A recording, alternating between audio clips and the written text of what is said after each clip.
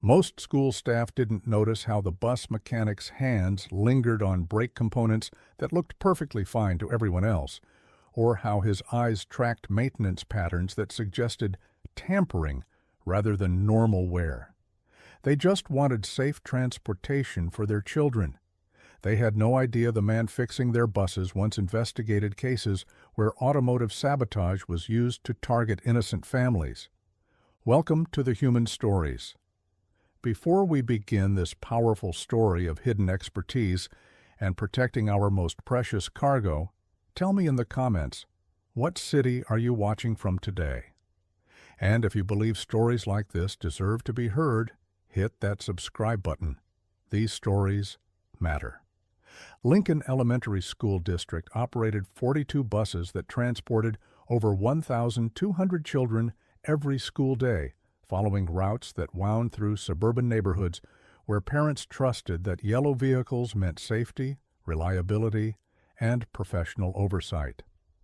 The district garage opened every morning at 5:30 a.m. when mechanics arrived to perform the inspections that kept those buses running and those children safe. Jim Patterson was always there first. At 68, he moved through the garage with the methodical precision of someone who understood that mechanical details could mean the difference between routine transportation and catastrophic failure. Gray coveralls, work boots that had seen decades of service, and hands that could diagnose engine problems through touch alone. To the school district administration, he was exactly what they'd hired, an experienced mechanic who took pride in maintaining safe vehicles for their students. But Jim's examination techniques were different from those of other mechanics. While most automotive professionals focused on obvious problems, worn tires, fluid leaks, unusual noises, Jim's trained eye automatically scanned for evidence of deliberate tampering. His fingers traced brake lines looking for cuts that were too clean to be accidental. His inspection routine included security protocols that had nothing to do with normal wear and tear. What the school district didn't know was that Jim Patterson had never been just a mechanic. For 22 years, he'd been Senior Transportation Safety Investigator James Patterson, National Transportation Safety Board, specializing in automotive sabotage, deliberate vehicle tampering, and cases where mechanical failures were actually criminal acts designed to cause injury or death. He'd investigated school bus accidents that turned out to be murder attempts, examined family car crashes that were actually assassination plots, and developed forensic techniques for distinguishing between mechanical failure and deliberate sabotage. His retirement 3 years ago had been planned. His instinct for recognizing automotive tampering had been permanent. "Morning, Jim," said Diane Foster, the district's transportation supervisor, arriving with her usual clipboard full of route schedules and driver assignments. "Anything I need to know about before the morning routes?" "Bus 23 needs brake fluid," Jim replied, but his attention was on Bus 15, where he'd noticed brake line damage that looked too precise to be caused by normal road wear. "Should be ready by afternoon pickup." What bothered Jim wasn't the damage itself. School buses experienced mechanical wear in predictable patterns. What concerned him was the location and angle of the brake line scoring, which suggested deliberate cutting rather than gradual deterioration. Over the next week, Jim found himself paying closer attention to maintenance patterns across the fleet. Not obvious attention, just the kind of systematic observation that had characterized his federal career investigating transportation crimes. Bus 7 developed steering problems that matched sabotage techniques he'd seen in domestic terrorism cases. Bus 19 experienced engine trouble that resembled tampering methods used in corporate warfare. And Bus 15's brake line damage was part of a pattern that suggested someone with mechanical knowledge was systematically compromising vehicle safety. "Jim," said driver Carol Martinez, approaching him during the afternoon inspection routine, "Bus 15 felt a little sluggish on the brakes today. Nothing dangerous, just different." Jim nodded and made a note, but he was already calculating the implications of progressive brake system failure in a vehicle carrying 37 children through residential areas with multiple hill descents. That evening, Jim did something he hadn't done since his official retirement. He called a number that most people didn't know existed. NTSB Investigative Services, Agent Michael Torres speaking. "Mike, this is Jim Patterson." There was a pause. "Jim, how's the retirement treating you?" "Quietly," Jim said, sitting at his kitchen table, with maintenance logs and photographs that looked like routine documentation, but represented potential evidence of systematic vehicle sabotage.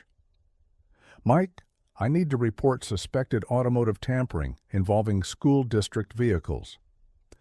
Agent Torres had worked with Jim for 7 years before his retirement. He knew that when Jim Patterson called about suspected automotive tampering, it usually meant discovering criminal activity that threatened multiple lives. "What are you seeing?"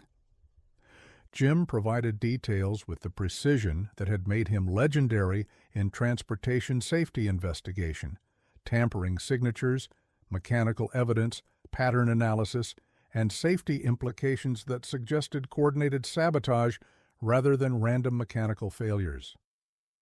"Jim," Torres said after he finished, "we'll need to coordinate with local law enforcement and district security.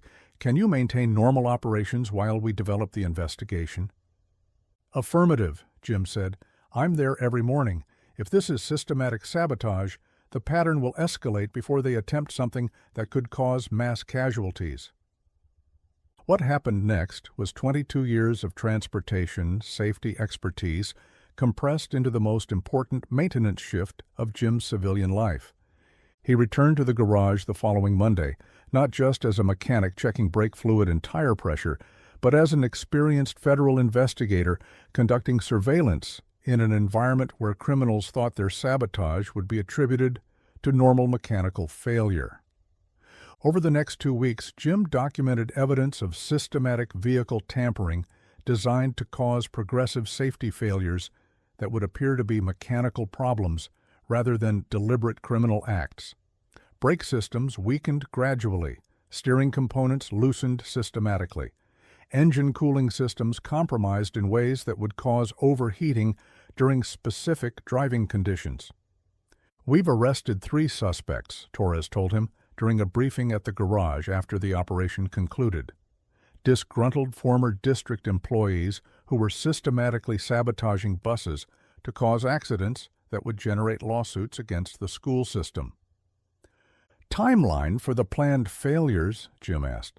"They were targeting the field trip season when buses would be carrying maximum loads on longer routes. Your identification of the pattern prevented what could have been a mass casualty event involving dozens of children."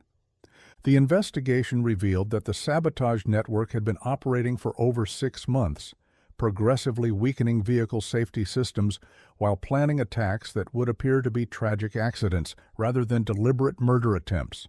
Local news covered the story as a school transportation safety investigation by federal authorities, with no mention of the bus mechanic who had recognized the signatures of automotive sabotage or the NTSB retiree who had provided the expertise that protected over 1,200 children from potential harm. A few weeks later, the school district approached Jim about developing enhanced vehicle security protocols. "Jim," said Superintendent Robert Chen, "we understand you have some background in automotive safety investigation?" Jim looked around the garage where buses were being prepared for routes that would carry children through neighborhoods where parents trusted that yellow vehicles meant professional safety oversight and mechanical reliability. "Some," he said simply, "we'd like to implement stronger maintenance protocols to prevent future tampering. Would you be willing to consult on developing those procedures?" "Of course," Jim replied. "Vehicle security is important, especially when we're responsible for children's safety." What the superintendent didn't know was that he'd just asked one of the country's most experienced transportation sabotage investigators to design security systems for protecting school buses from exactly the kind of criminal tampering Jim had spent his career fighting. Jim never told the district staff about his NTSB background or the international vehicle tampering cases he'd investigated. He never mentioned the automotive sabotage networks he'd dismantled or the family murder plots he'd exposed through mechanical forensic analysis. He just maintained school buses every morning, watched for evidence of deliberate tampering, and quietly ensured that children traveling to and from school weren't being targeted by criminals who would weaponize vehicles to cause mass casualties. But word spread through transportation safety circles that if anyone noticed unusual automotive problems in school district vehicles, they should probably consult with the mechanic at Lincoln Elementary. Not officially, of course, just as a professional courtesy to someone who understood how vehicle sabotage operations worked. Every morning at 5:30 a.m., Jim continued his routine. He arrived first, inspected buses with systematic thoroughness, and maintained the kind of vigilant observation that had kept him at the forefront of transportation safety investigation for over 2 decades. Most mornings, the biggest challenge was replacing worn brake pads or fixing minor engine problems. But some mornings, when his trained eye detected evidence of deliberate tampering that threatened children's lives, Jim Patterson was exactly where he needed to be, between innocent kids and criminals who would use vehicles as weapons. Because that's what you do when you've spent your career investigating automotive sabotage that targets innocent families. You don't stop when you retire. You just find a new way to protect the most vulnerable travelers. And sometimes the most sophisticated vehicle security in a school district is provided by someone who looks like they're just trying to keep old buses running. Jim had spent 22 years investigating transportation crimes that threatened entire communities.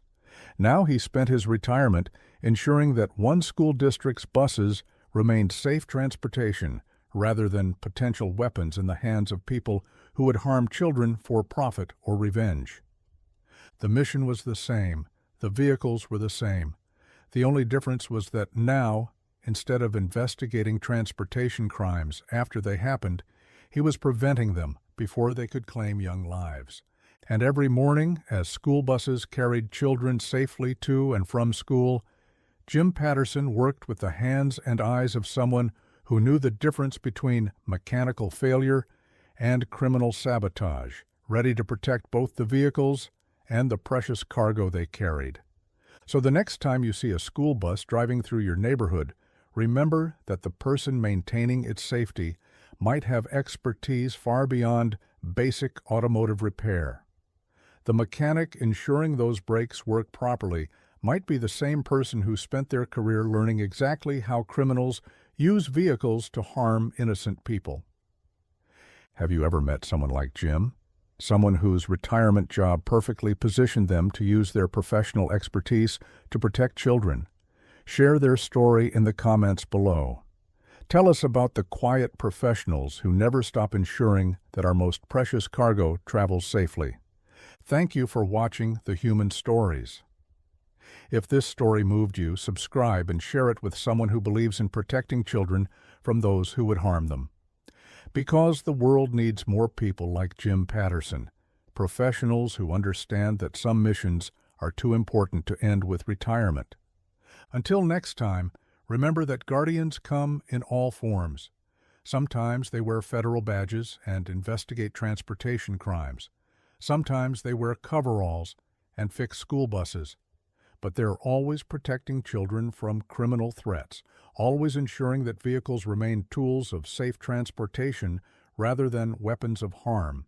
And sometimes the most important safety feature on a school bus is the mechanic who knows exactly what deliberate sabotage looks like and refuses to let it happen to any child in his care.